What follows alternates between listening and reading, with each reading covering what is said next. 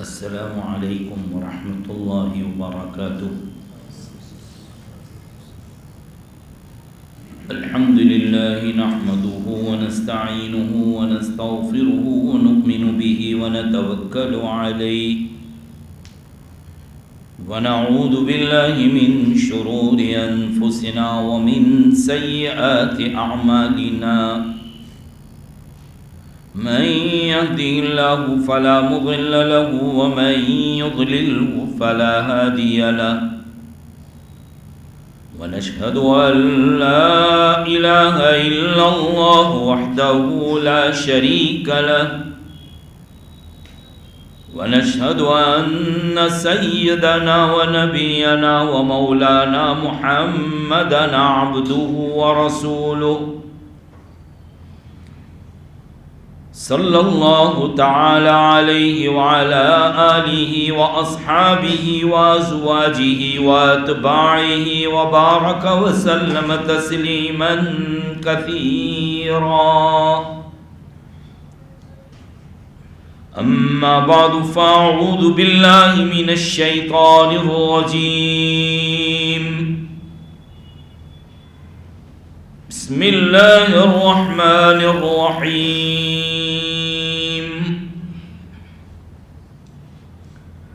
یا ایہا الذین آمنوا قوا انفسکم واہلیکم نارا وقودها الناس والحجارہ علیہا ملائکۃ غلاظ شداد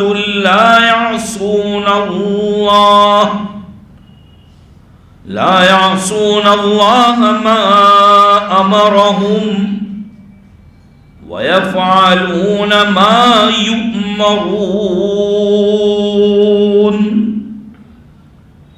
صدق اللہ العظیم وصدق رسوله النبي الأمي الكريم، ونحن على ذلك لمن الشاهدين والشاكرين، والحمد لله رب العالمين۔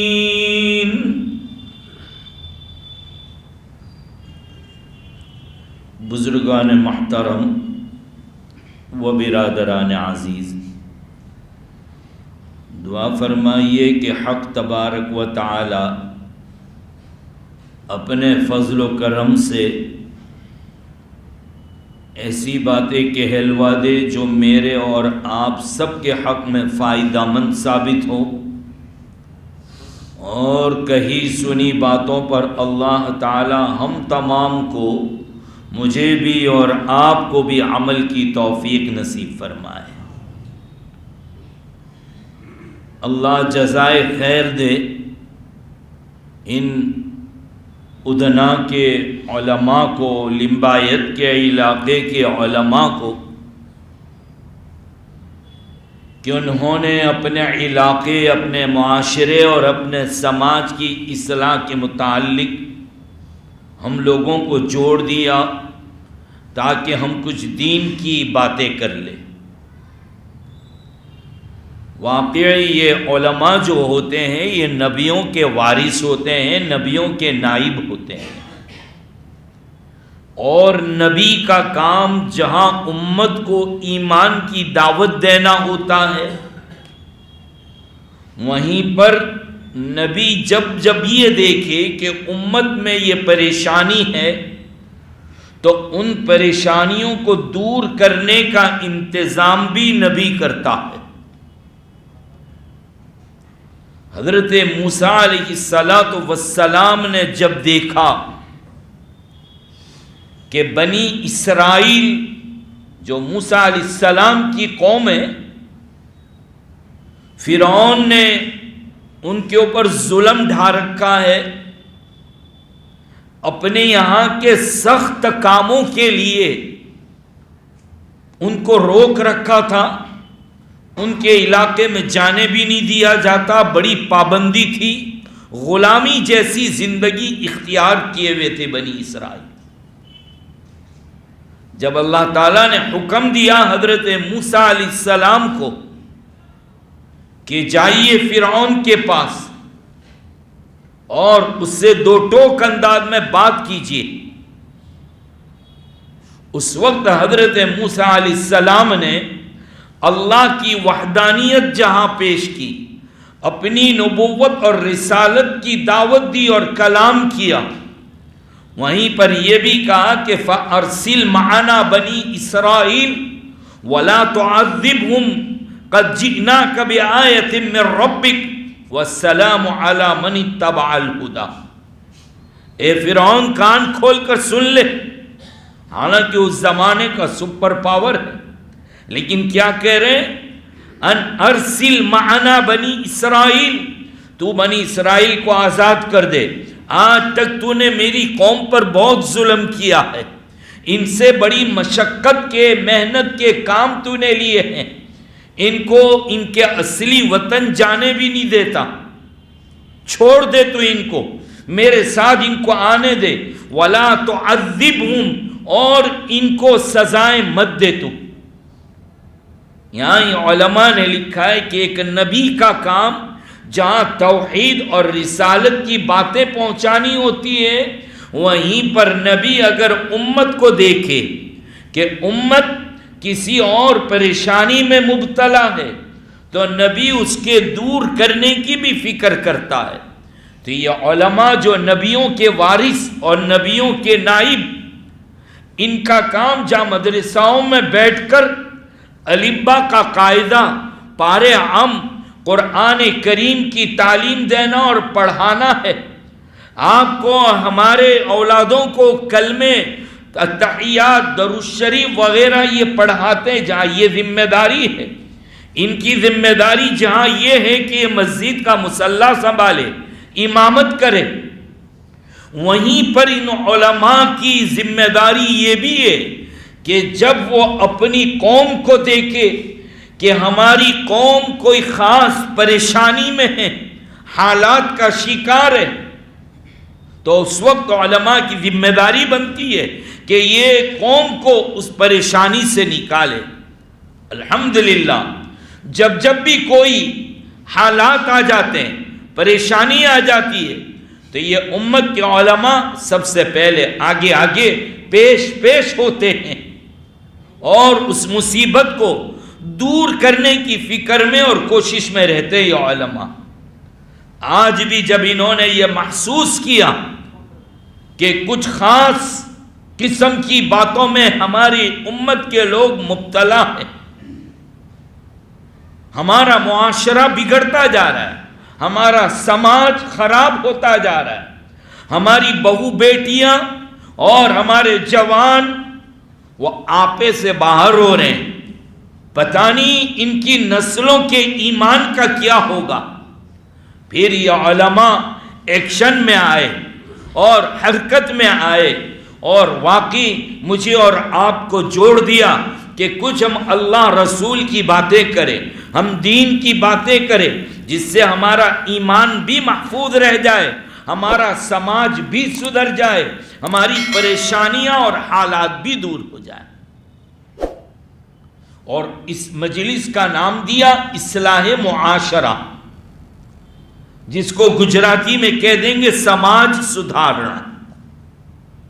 محلے کے حالات، سماج کے حالات، برادری کے حالات، قوم کے حالات جو بگڑے ہوئے ہیں، اس میں سدھار کیسے آوے۔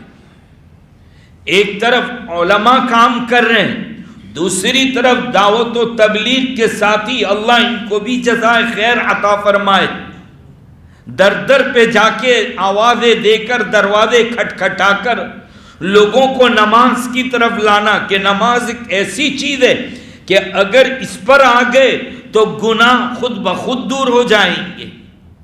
تو وہ نمازوں کی فکر، اللہ تعالیٰ تمام دین کے کام کرنے والوں کی محنتوں اور عمل کو قبول فرمائے، ہمیں ان کی باتوں پر عمل کرنے کی توفیق عطا فرمائے۔ دیکھیے سماج، اس کی ابتدا کہاں سے ہوتی ہے؟ معاشرے کی ابتدا کہاں سے ہوتی ہے؟ معاشرہ بنتا کہاں سے؟ معاشرہ بنتا ہے ایک میاں بیوی کے میلاب سے، ایک شادی سے، ایک نکاح سے۔ یہ مین بنیاد ہے۔ شادی کا مقصد صرف اپنی خواہشات کو پورا کرنا یہ نہیں ہے، بلکہ شادی کا مقصد ایک فیملی، ایک گھرانہ، ایک خاندان، اس کو وجود میں لانا، اس کا وجود میں آنا۔ خاندان اچھا وجود میں کیسے آئے گا؟ اچھا گھرانہ کیسے بنے گا؟ وہاں دو چیزوں کی ضرورت ہے، دو چیزوں کی۔ ایک تو آنے والی دلہن یعنی جو بچوں کی مائی بننے والی ہے وہ نیک اور شریف ہو، اور باپ اس کی کمائی حلال ہو۔ مائی نیک اور کمائی یہ حلال، اگر یہ دو چیزیں ہیں تو سمجھو کہ مین بنیاد جو ہو رہی ہے، سنگ بنیاد جو ہو رہی ہے وہ بالکل صحیح اور اچھی ہے۔ دو چیزیں۔ اس لیے ہم جوانوں سے کہیں گے کہ جوانوں، تمہاری شادی کرنی ہے تو شادی کے اندر صرف خوبصورتی کے چکر میں مت پڑنا۔ اور ویسے بھی ہمارے سماج میں اب تو خوبصورتی ہے کہاں، یہ بیچارے دھوکے میں ہیں۔ جو خوبصورتی سمجھے ہیں وہ تو حضرت میک اپ کی مہربانی ہے ساری۔ ارے ہے نا بھائی، ہاں، کریم پاؤڈر لالی والی یہ سارا اس کا کمال ہے۔ کٹے چھٹے کپڑے پہن رکھے تو یہ اس کا کمال ہے، ورنہ اصل حسن اور جمال تو کیا کہا گیا؟ نورانیت سے ہوتا ہے، اللہ کی ماننے سے، رسول اللہ کی ماننے سے۔ چمڑی کے کالے ہوتے ہیں لیکن دل اتنا صاف ہوتا ہے کہ چمڑی کو بھی چمکا دیتا ہے۔ آپ نے نام سنا ہوگا بلال حبشی، اللہ کے نبی صلی اللہ علیہ وسلم کے شاگرد ہیں، آپ کے غلام ہیں، آپ کے خادم ہیں۔ بارگاہ نبوت میں اذان دیا کرتے تھے، بالکل کالے سیاہ، ہونٹ بھی بڑے بڑے، یعنی بدصورتی کی ساری چیزیں ان کے اندر موجود ہے، لیکن اس کے باوجود بڑے بڑے لوگ ان کے ہاتھ چوم رہے، ان کو اپنا لیڈر، اپنا صدر، اپنا سردار کہہ رہے ہیں۔ جب ان کا انتقال ہوا تو حضرت عمر ابن خطاب رضی اللہ تعالیٰ، حضرت عمر فاروق رضی اللہ تعالیٰ جیسا آدمی کہتا ہے الیوم مات سیدنا، آج ہمارا سردار دنیا سے چلا گیا۔ اذان دینے والا آدمی، لیکن سیاہ فام، بالکل کالے، لیکن دل اتنا منور تھا نبی کی تعلیمات سے، نبی کے عشق سے۔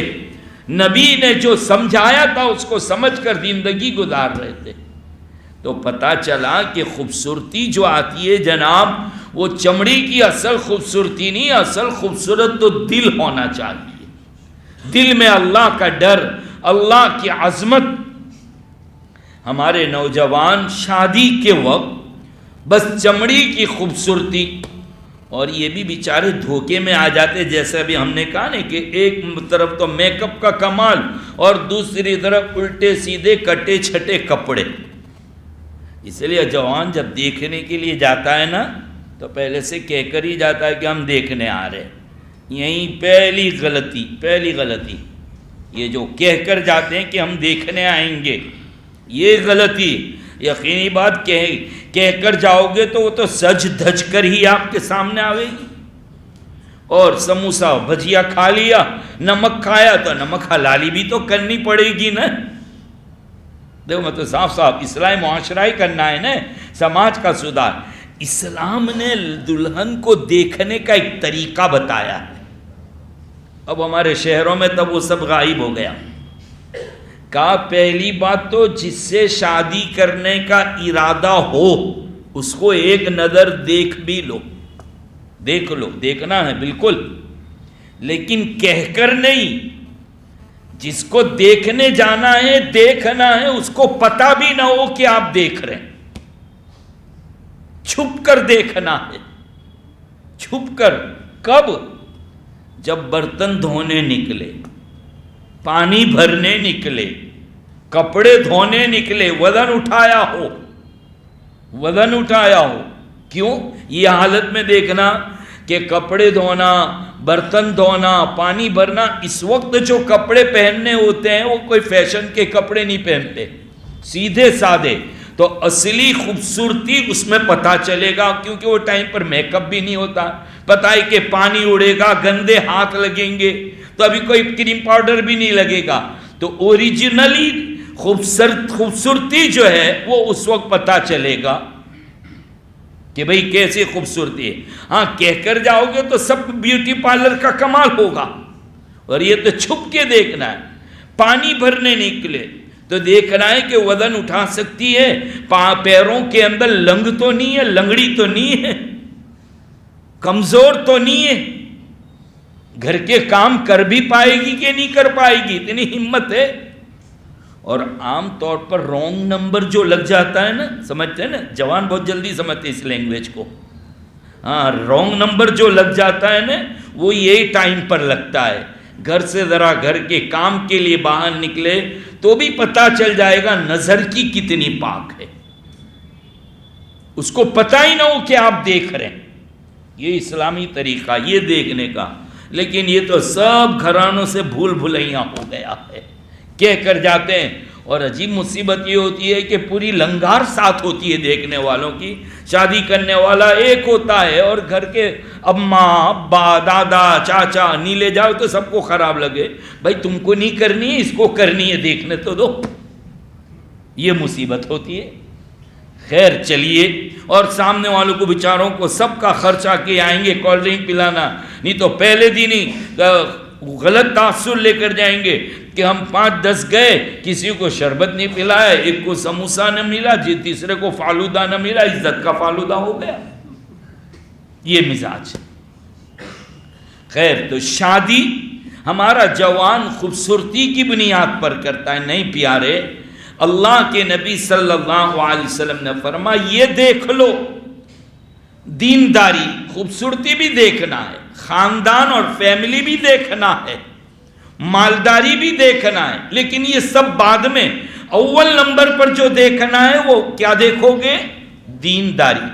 تحقیق کرو قرآن کریم پڑھنا آتا ہے یا نہیں آتا، نماز 5 ٹائم کی پڑھتی ہے یا نہیں، دین کی باتیں بنیادی وہ اس کو معلوم ہے یا نہیں، آنے والی اولاد کی یہ تربیت کیسے کرے گی. نہیں تو کیا ہوگا؟ خود موبائل، بچے کو موبائل دے دے گی، خود بھی گمراہ، بچوں کو بھی گمراہ کرے گی. اس لیے جس سے شادی کرنا ہے تمہارا گھر لے کر بیٹھے، گھریلو بیٹی سے شادی کرنا ہے جو گھر جما نہ جانے، گھر کو سجائے، گھر کو جمائے، گھر کو آباد کرے. یہ نہیں کہ گھومنے پھرنے والی، جو خاندانی ہو اس سے شادی کرے. یہ کیوں؟ ابھی آگے پتہ چلے گا کہ مین بنیاد معاشرے کی، سماج کی سدھارنے کی ذمہ دار جو ہے وہ ماں ہے. ماں کی کوکھ اور ماں کا پیٹ آنے والے اولاد پر اثر ڈالتا ہے. ہمارے بڑے بوڑھے تو پہلے اس پر بہت احتیاط کرتے تھے کہ بھئی دیکھو پیٹ میں رہا بچہ، اس کی حفاظت کیسی کرے، ماں کو کن چیزوں سے پرہیز کرنا ہے، بچنا ہے. اب آج کل کا جوان اس چیز کا قائل نہیں ہے اور نقصان اٹھاتے ہیں. ایک مرتبہ ایک نوجوان جوڑے نے شادی کی، اور شادی کے وقت دونوں نے پہلی ملاقات کے اندر پرومس کیا، عہد و پیمان کیا کہ چلو ہم دونوں وعدہ کرتے ہیں کہ زندگی بھر کبھی بھی حرام لقمہ نہیں کھائیں گے، ہم دونوں حرام نہیں کھائیں گے. تو وعدہ کر، میں بھی وعدہ کرتا ہوں، تاکہ ہماری اولاد کے اوپر اثر پڑے. کہا بہت اچھا. بیوی بھی مان گئی، دونوں نے پہلی ملاقات میں یہ پرومس کیا. اب یہ کہ 1 سال ہوا، بچے کی پیدائش ہوئی، بچہ ذرا بڑا ہو گیا، چلنے کے قابل ہو گیا. جو باپ ہیں چھوٹے چھوٹے بچوں کے، وہ جانتے ہیں کہ ان کو کتنی تمنا رہتی ہے کہ کب میرا بچہ چلنے کے قابل ہو جائے کہ میں اس کو مارکیٹ میں لے کر جاؤں، بازار میں لے کر جاؤں۔ اس نے بھی دیکھا کہ بچہ چلنے کے قابل ہوا تو ماں سے کہا، بیوی سے، کہ بھئی تیار کر دے، میں بازار لے جاتا ہوں آج اس کو۔ الحمدللہ اس نے تیار کیا، کاجل، پاؤڈر اور ایک آدھ نقطہ بھی کر دیا یہاں پر تاکہ نظر نہیں لگ جاوے۔ ہاں، خوبصورت جما دیا، سجا دیا۔ اب ابو جی لے کر جا رہے، یہ بازار میں پہنچے، بچے نے ایک بور کا ٹوکرا دیکھا۔ بور تو سمجھتے ہو نا، بیر، ہاں، اس کا ٹوکرا دیکھا، بہت اچھے بڑے بڑے بیر تھے۔ بچے کے منہ میں پانی آیا، اس نے انگلی چھڑائی باپ کی اور فوراً ایک بور جھپٹ کے کھا گیا۔ باپ تڑپ گیا، بالکل تڑپ گیا، یہ کیا ہوا؟ اجازت کے بغیر یہ حرام کیوں کھایا اس نے؟ یہ بھی میرے نبی کی تعلیم ہے۔ امام حسین رضی اللہ تعالیٰ اللہ کے نبی کے نواسے ہیں نا، کتنے پیارے ہیں، پیار کتنا ہے آقا کو کہ آقا منبر پر خطبہ دیتے ہوتے، حسن اور حسین یہ مسجد میں گھس آ جاتے اور کرتے لمبے پہنے ہوتی، کبھی پیروں میں آ جاتا تو گرتے، وہ گرتے پڑتے نانا کی طرف دوڑتے۔ ویسے بھی نانا کو نواسے بہت زیادہ پسند ہوتے ہیں، اسی لیے ایک صاحب کہنے لگے کہ نانا کے نواسے نانا کے خون کے پیاسے۔ تو کہا کہ وہ نواسے آئے تو نانا جان خطبہ دیتے دیتے نیچے اتر گئے، دونوں کو پکڑ کر لے آئے اور دونوں کو کاندھے پہ بٹھا دیا۔ پیار تو اتنا ہے، امام حسن اور امام حسین کو یہاں بٹھا دیتے، کبھی آقا سجدے میں جاتے تو کوئی کاندھے کوئی کمر پہ بیٹھ جاتا اور کہتے واہ ہماری سواری کتنی اچھی، تو آقا فرماتے سواری اگر اچھی ہے تو سوار بھی تو بہت اچھے ہیں، اتنا پیار۔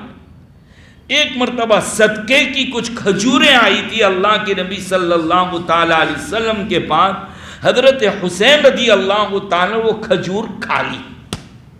اللہ کے نبی صلی اللہ علیہ وسلم نے منہ میں انگلی اتار دی گلے تک، کخ کخ یعنی ایسا کہہ کر، اور پوری انگلی ڈال کر وہ کھجور نکال لی۔ کہا بیٹا یہ ہم لوگ اس کے لائق نہیں، ہم آپ کو اچھی دے دیں گے۔ نکال لی۔ تو جو چیز جائز نہیں ہے اس کے لیے کیسی منہ میں ڈالی ہوئی چیز نکال لی۔ وہ باپ بھی تڑپ گیا وہاں پر، یہ نہیں کہ چلو جانے دو چھوٹا بچہ۔ ہم لوگ یہ کہتے ہیں نا بھئی یہ کپڑے کیوں پہنا ہے، ابھی تو چھوٹا بچہ ہے، یہ کیوں کیا دیکھیں چھوٹا بچہ ہے۔ نہیں، چھوٹا بچائی کہ بالکل کلیئر اور پلین سلیٹ ہوتی ہے، ابھی جو لکھ دو گے اس کی تختی پر دل پر لکھا جائے گا، وہی ہوتا ہے، وہی موقع ہوتا ہے، وہی ٹرننگ پوائنٹ ہوتی ہے، اسی وقت بچے کو سمجھا دیا جائے۔ بچپن میں رہی ہوئی باتیں بہت عجیب اثر کر جاتی ہے۔ آج ایک مول صاحب نے مجھے واقعہ سنایا کہ مولانا کی چھوٹی بچی ہے 3.5 سال کی، وہ اسکول سے آئی تو گاڑی والا پوری اسٹریٹ کے اندر محلے کے اندر داخل نہیں ہو سکا، دور اتار دیا۔ تو بچی گھر میں آئی، کہا کہ آج تو ہم کو بہت دور اتار دیا۔ کہا کیوں؟ کہا کہ وہ غیر مسلموں کی یا ہندوؤں کی شادی ہے نا۔ ارے بیٹا یہ محلے میں تو کوئی غیر مسلم رہتا نہیں ہے، پھر آپ کیسے کہہ رہی کہ ہندوؤں کو شادی ہے؟ کہا اس لیے کہتی ہوں کہ وہاں جتنی عورتیں بیٹھی ہوئی تھی کسی کے سر پہ لپٹا نہیں تھا، کسی کے سر پہ اوڑھنی نہیں تھی، کسی کے سر پہ لپٹا نہیں تھا، کپڑے بھی ایسے پہنے تھے۔ تو یہی لوگ پہنتے ہیں، ہم لوگ مسلمان تو نہیں پہنتے نا۔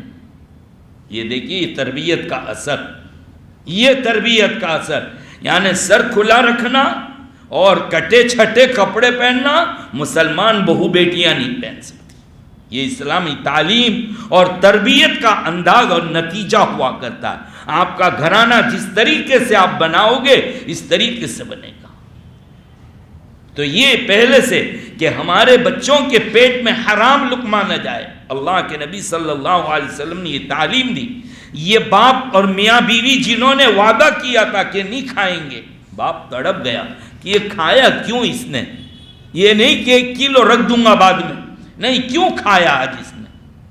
اپنے آپ کو جانچا، دل میں بات آ گئی کہ نہیں، تو نے زندگی میں کبھی حرام کا لقمہ نہیں کھایا۔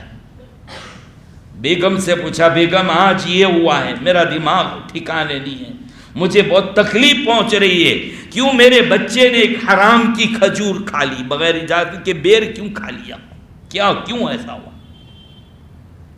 اندازہ لگائی کیسی تڑپ ہوگی اس کو۔ تو بیگم نے کہا، جی مجھے یاد آ گیا، شادی سے پہلے کی بات ہے، میں اپنے مائکے میں جہاں رہتی ہوں وہاں گھر کی کھڑکی کے ساتھ دوسرا ایک باغ تھا، اس باغ میں بیری کا درخت تھا، بیر بہت اچھے آتے تھے۔ ایک دن صبح میں نے کھڑکی کھولی تو بہت اچھا پیلا پیلا بور اس کے اندر نظر آیا، میرے منہ میں پانی آ گیا۔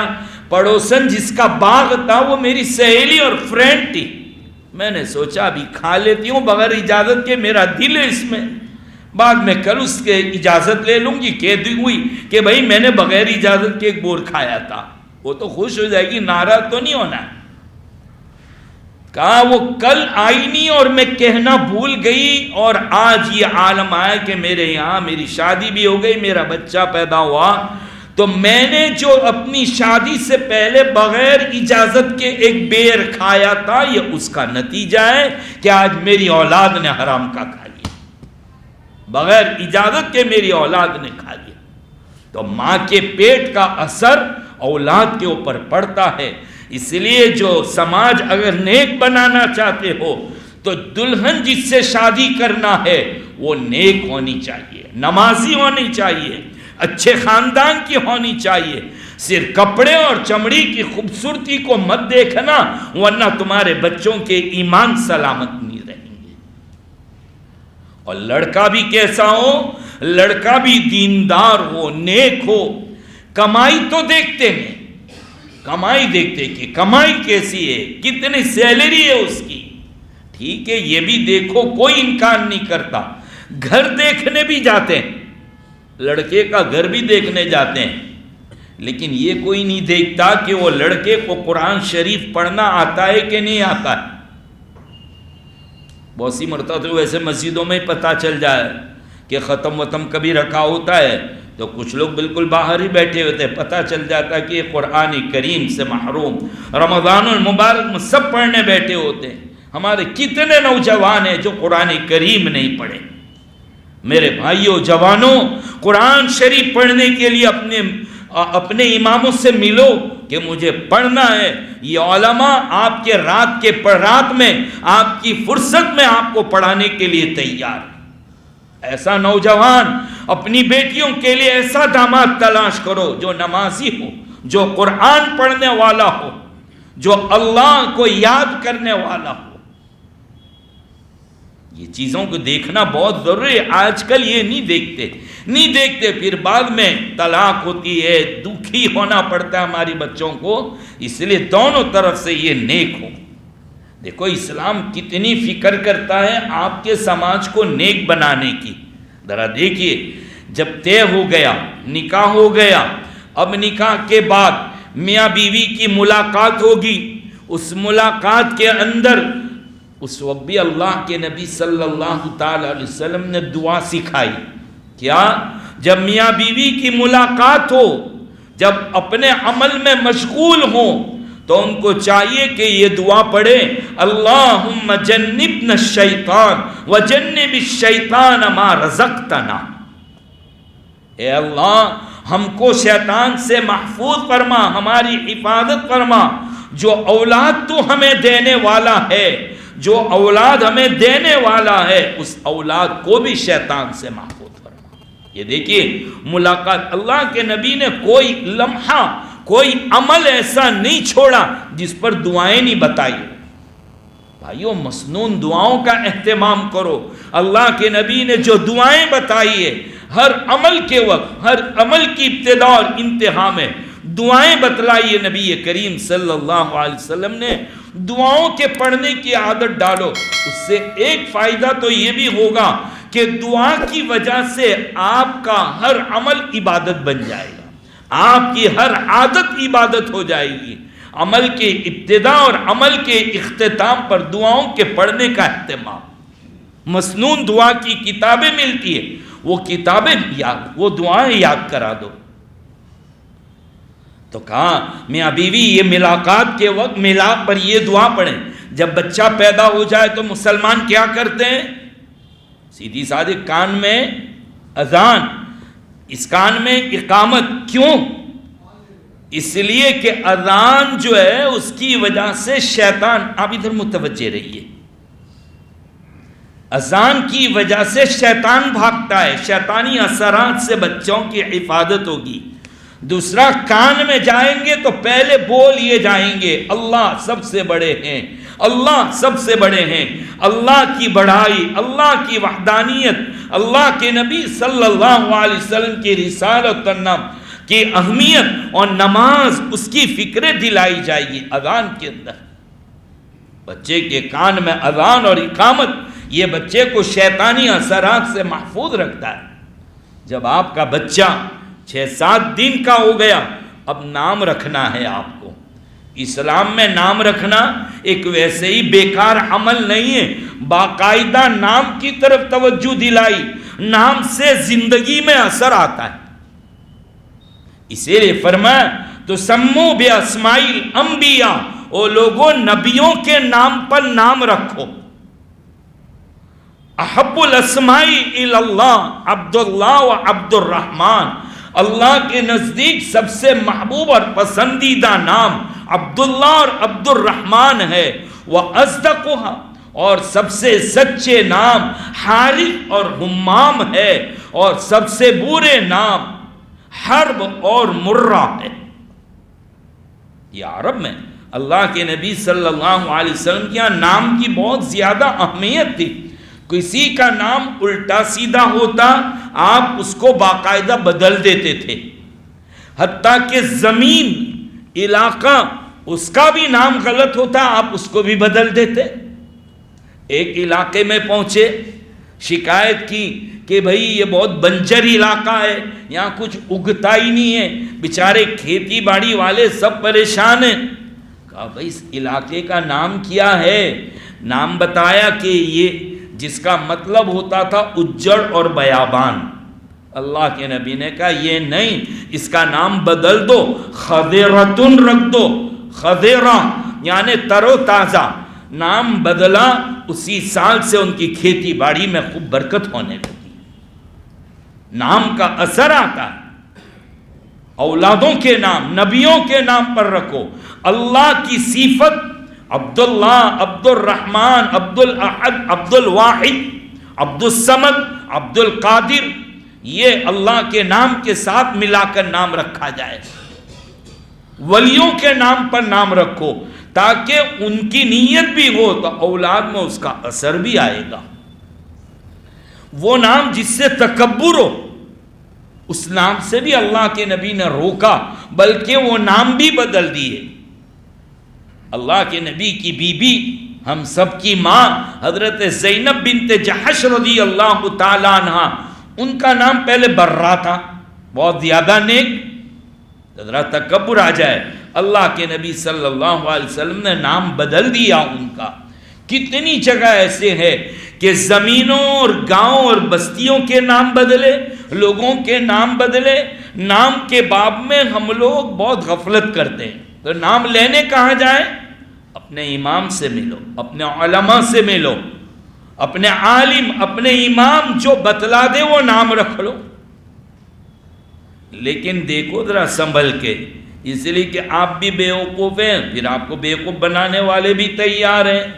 آپ جا کر کہتے ہیں کہ بھئی سپٹمبر کی 17 تاریخ اتنے بجے دوپہر میں اتنے بجے رات کو. یہ سب کس نے کہہ دیا کہنے کے لیے؟ اور کوئی مولوی نہیں مانگتا، کوئی عالم نہیں مانگتا. جو مانگے سمجھ جاؤ دھوکہ ہو رہا ہے، دھوکہ ہو رہا ہے. اسلام میں نام رکھنے کی شرطوں میں یہ ہے ہی نہیں، جس کو ہمارے یہاں فعال کھلنا کہتے ہیں. مولوی صاحب اب میرے جیسے کے پاس آئیں گے تو میں بھی سمجھاؤں آیا ہے لا، ہاں کب پیدا ہوا؟ تو کہا سپٹمبر کی فلاں تاریخ. دوپہر کو یا رات کو، اور وہ بیچارہ سب لکھواتا جا رہا ہے، اور مولوی صاحب خواہ مخواہ آپ کے سامنے کاغذ ہے، اس کے اوپر نمبر ڈال رہے ہیں، دیکھو این سے نام آئے گا، میم سے آئے گا، فلاں سے آئے گا، اور مولانا اس کا بھی ہدیہ وظیفہ نذرانہ اینٹ لیتے ہیں۔ اسلام کے اندر اس کی کوئی گنجائش نہیں۔ سیدھے سیدھے آؤ، کہو بھئی میرے یہاں بیٹا ہوا ہے یا بیٹی بھی ہے، مجھے کوئی اچھا نام دیجئے جو بزرگوں کے نام پر ہو یا نبیوں کے نام پر یا اللہ کی صفت کے نام پر ہو، وہ دے دو، میں رکھ لوں گا۔ بیٹیوں کے نام پر بھی بے معنی نام مت رکھو، جیسے آج کل بہت چل رہے ایسے، اور لوگ انٹرنیٹ کے پاس جاتے ہیں، انٹرنیٹ پر، نیٹ پر، نیٹ نے ٹھیکہ لے رکھا ہے بچوں کا، اب وہاں جاتے ہیں، اس پر سے لکھ کر آتے زویا، یہ بالکل بے معنی اناپ، اس کا کوئی مطلب ہی نہیں ہے۔ اب یہ نام رکھا جائے، کوئی رکھا ایان، ایان کیا ہوا کرتا ہے، ایان بیان، آج کل ایسے الٹے سیدھے، ذرا مطلب معنی ہو ایسے تو نام رکھو، عالموں سے نام پوچھو، اللہ کے بندے دے دے مت کرو۔ بعض لوگوں کے یہاں تو عجیب ہے، نام رکھنے کا بالکل بدمزاج، کیا کہتے ہیں، قرآن شریف کھولا اور جس حروف پر پہلے نظر پڑی وہ نام رکھ دیا۔ یہ مصیبت کہاں ہوئی؟ ہم بھروچ گئے ایک دن، شہر کے اندر ایک علاقے میں، بہت پہلے پوچھا کہ کیا نام ہے بچے کو سامنے، تو کہ محمد دین۔ کہ دین، عربی میں دین تو ادھار کو کہتے ہیں، دینون ادھار، تو کہا وہ تیسرے پارے میں کہا وہ ادھار کا ہی بیان، کہ ادھار کیسے لینے کا، نہ ادھار کیسے دینے کا، وہی بیان ہے۔ تو کہا بس ہم نے قرآن شریف کھولا نا، اس پر پہلے نظر پڑ گئی، میں نے کہا کم بخت ادھاری کر کے لائے گا تیری جان پہ، نام بدل اس کا، اب یہ محمد دے۔ اس علاقے میں آگے ایک جگہ گئے تو وہاں بچہ آیا، اب تو ماشاءاللہ وہ جوان ہو گیا ہے، میں نے کہا بیٹا نام کیا ہے؟ تو کہ سماؤن، کہ سماؤن یعنی آسمان۔ میں نے کہا آسمان کوئی نام ہوتا ہے؟ کہا قرآن شریف کھولا، پہلی نظر پڑ گئی تو وہ نام ہم نے رکھ دیا۔ میں نے کہا اگر ابلیس اور شیطان کے لفظ پر پڑی تو کیا رکھو گے؟ فرعون پر پڑ گئی، خبیث کا بھی لفظ ہے، اور یقیناً ابھی ایک مہینہ پہلے میرے پاس واٹس ایپ پر آیا یہ کہ ہاں ابلیس نام رکھا، کیوں؟ دیکھیں قرآن شریف میں ہے نا، میں نے کہا قرآن شریف میں تو خبیث بھی ہے، خنزیر بھی ہے، ایسے ایسے بے تکے، کلب یعنی کتا، وہ بھی ہے۔ تو قرآن شریف کے اندر تو جو ہے کسی چیز کی برائی بتانے کے لیے اس چیز کا بھی استعمال کیا گیا، تو رکھ لو گے۔ نام رکھنے کا طریقہ نہ فال کھلوانے کا ہے، نہ تو جناب والا قرآن شریف کھول کے دیکھنے کا ہے۔ علماء اللہ والے ہیں، ان کے پاس جاؤ، وہ آپ کو بتلا دیں گے، وہ نام رکھ لیا جائے۔ خاص کر کے وہ نوجوان جن کی شادی ہو گئی، اولاد نہیں آئی، یا ابھی شادی کرنے والے ہیں، وہ اس بات کے اوپر توجہ دے، اس بات پر توجہ دے۔ نام بہت بڑا کردار ادا کرتا ہے زندگی کے اندر۔ جب بچہ بڑا ہو جائے، کتنے بجے اذان ہے بھائی؟ 8:05 کو ہے، انشاءاللہ اسے جلدی ختم کر دیتے ہیں، جلدی جلدی۔ ہاں جب بچے تو نام کے اوپر آ گیا، جب بچے بڑے ہو جائیں، نام رکھ دیا، ان کو سب سے پہلے جب بچہ بولنا سیکھے تو کیا سکھاؤ گے؟ حدیث شریف میں آتا تمہارے بچے بولنے لگے تو لا الہ الا اللہ سکھاؤ، اور جب تمہارا انسان مرنے لگے تو لا الہ الا اللہ پڑھاؤ۔ پہلے بھی لا الہ الا اللہ، آخر میں بھی لا الہ الا اللہ، زندگی گزرے گی اسی کلمے کے اوپر۔ ہماری ہے تو کوئی کلمہ پڑھتے پڑھتے دنیا سے جائے تو کہتے خاتمہ ایمان پر ہوا ہے نا، کتنا نصیب دار ہوگا، لوگ ایسی موت مانگتے۔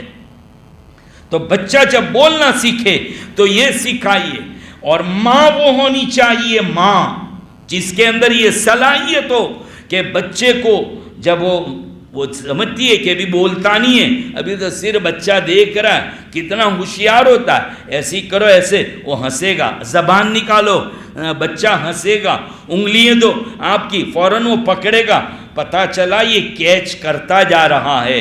ابھی اللہ تعالیٰ نے اس کو آواز نہیں دی ہے، جس دن یہ بولنا شروع کرے گا تو کیا بولے گا؟ جو آپ کے گھر میں حرکت ہوتی ہے وہ بولے گا۔ دیکھو زبان ہوتی ہے نا، گجراتی والوں کے گھر میں اردو بولنے والا نہیں پیدا ہوتا، گجراتی والا ہی ہوتا ہے، چاہے وہ گجراتی اپنا علاقہ چھوڑ کر ایک ایسے علاقے میں بستے ہیں جہاں اردو بولی جا رہی، پھر بھی وہ گھر میں تو وہی مادری زبان بولے گا۔ کیوں؟ اس لیے کہ گھر میں جو ماں بول رہی ہے، جب پیٹ میں تھا اور ماں جو زبان بول رہی ہے، ابو جو زبان بولا ہے، اس نے اندر ہی سن کے یاد کر لی ہے اور وہی بولے گا آپ۔ اس لیے ماں ایسی ہونی چاہیے کہ ماں بچے کو دودھ پلائے تو بسم اللہ پڑھ کر، جب دودھ سے ہٹائے تو الحمدللہ الذی اطعمنا اتنی زور سے پڑھے وہ بچہ سنتا جائے۔ جس دن بولنے سیکھے گا اس دن یہ دعائیں پڑھے گا۔ ماں کپڑا پہنائے، چاہے وہ بچہ بول نہیں رہا، کپڑا بدلواتے وقت بھی ماں دعا پڑھے۔ اب یہ تو خوبصورت دیکھ کر لایا تھا، دعا والی تو لایا ہی نہیں تھا، وہ کیا کرے گی؟ وہ تو گوگل پہ ڈھونڈتی ہے سب۔ اس لیے کہتا ہوں کہ آج تم کو قدر کہ ماں اگر ایسی لائے تو جو دودھ پلائے تو، کھانا کھلائے تو، کپڑے بدلوائے تو، ٹوائلٹ میں لے جائے تو سب وقت دعائیں پڑھے۔ ہاں، جب بچہ 6 سال کا ہو جائے ادب سکھاؤ، 7 سال کا ہو جائے نماز کی تاکید کرو، تو کیا 2-4 سال گھر میں اچھلنے کودنے دے؟ جی ہاں، یہ مستی کرنے کا پیریڈ اللہ تعالیٰ نے رکھا ہے۔ اگر آپ نے نہیں مستی کرنے دی تو بعد میں آپ کو مستی کروائے گا۔ قدرت کا نظام ہے، نل کھول دو اور نیچے سے ہاتھ رکھ دو، پانی کہیں سے بھی جگہ بنا لے گا۔ آج یہ معصوموں کو کھیلنے کو نہیں مل رہا ہے۔ یہ بڑے بڈھے جتنے بیٹھے ہیں سب سے پوچھو کتنے طوفان کیے تھے، کہاں سے کودے تھے، کیا کیا کھیل کھیلے تھے۔ اب ان کو کہاں ہے؟ اسکول، ٹیوشن، ہوم ورک، 2 جگہ کے ہوم ورک، اور پھر مدرسہ۔ یہ بیچارے کیا پڑھیں گے؟ صبح میں تو بن ٹھن کے اسکول گئے، وہاں سے آئے کہ سیدھے ٹیوشن۔ میں ماسٹروں سے پوچھتا ہوں تم پڑھاتے کیا ہو اسکولوں کے اندر کہ یہ ٹیوشن کی بیماری لگوائی ان بچوں پر؟ قیامت کے دن اس کا بھی جواب دینا پڑے گا۔ ٹیوشن نہیں بھیجیں گے تو آپ کا بچہ پڑھ ہی نہیں سکتا۔ یہ ماحول بنا کے رکھ دیا۔ اسکولوں میں کیا ہو رہا ہے؟ کیوں ہم نے نہیں پوچھا؟ ہم فیس دے رہے وہاں، کیوں نہیں پوچھتے؟ آپ کے بچے مدرسے جا رہے اور اللہ کا کلام پڑھ رہے، کیا کبھی آپ نے سنا کہ مدرسے کے بچے کو ٹیوشن بھیجنا پڑا؟ بلکہ افسوس تو یہ ہے کہ میں اور آپ اپنے بچوں کو گھر میں پڑھنے اور یاد کرنے بٹھاتے بھی نہیں۔ جو بچہ اسکول میں جا رہا ہے وہ انسان کا کلام سیکھ رہا ہے، اور جو مدرسہ میں جا رہا ہے وہ اللہ کا کلام، جو ساری کائنات کا خالق مالک، اس کا ٹیوشن نہیں۔ یہ معصوم پر کتنا ظلم۔ ٹیوشن دونوں ہوم ورک دے رہے ہیں، اسکول والے بھی ٹیوشن والے بھی ہوم ورک۔ اب گھر میں سوتا بھی جا رہا ہے، نیند بھی نکالتا جا رہا ہے، اور یہ کرتا جا رہا ہے۔ اب چڑچڑا نہیں بنے گا تو کیا بنے گا؟ ضدی نہیں بنے گا تو کیا بنے گا؟ وہ مدرسہ بالکل یتیم مسکین مرات اٹھا جو ٹائم ہے وہ مدرسہ کے لیے، صدقات زکات کے طور پر بالکل مدرسہ کا حال ہے۔ حالانکہ ہم جتنے بڑے بیٹھے ہیں ایمانداری سے کہو، آج تم ایمان کی جو باتیں جانتے ہو، کیا وہ برکت نہیں ہے جو استاد نے لکڑی ٹھوک کر ہم کو کھڑے رکھ کر کلمے پڑھوائے تھے؟ آج مدرسوں میں وہ کلمے پڑھوانے کی فرصت ہی نہیں ہے، اس لیے کہ آپ تو آدھا گھنٹہ بیٹھتے، کب کلمے پڑھوائیں گے ان کو؟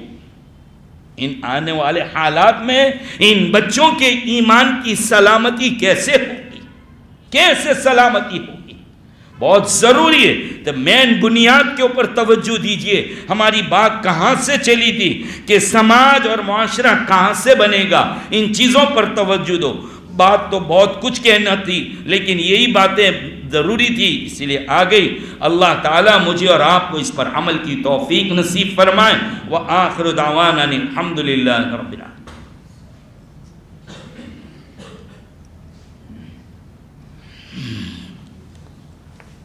بسم اللہ الرحمن الرحیم، الحمدللہ رب العالمین، والصلاة والسلام علی سید الانبیاء واشرف المرسلین محمد وعلی آلہ واصحابہ اجمعین۔